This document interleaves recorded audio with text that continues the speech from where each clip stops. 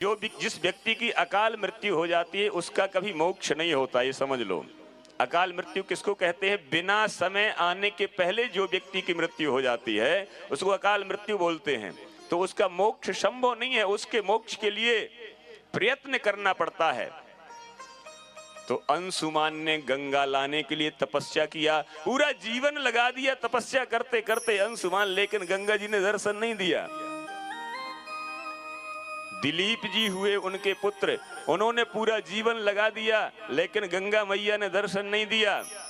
उनके पुत्र भागीरथ हुए, उन्होंने गंगा मैया की तपस्या किया तो गंगा मैया प्रकट हो गई।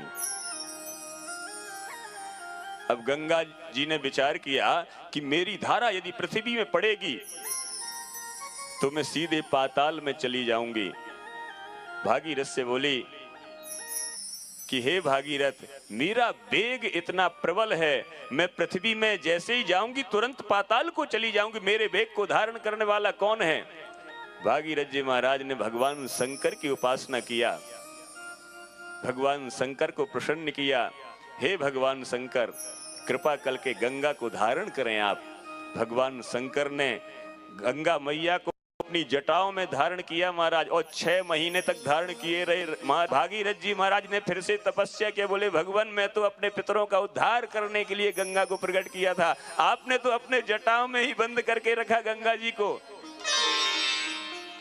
भगवान शंकर ने एक जटा उखाड़ा और वहां से माता गंगा प्रकट हो गई। भागीरथ जी ने भगवान शंकर की स्तुति किया, भगवान शंकर की कृपा के द्वारा मैया गंगा इस पृथ्वी में प्राप्त हुई, सगर के 60,000 पुत्रों का उद्धार किया।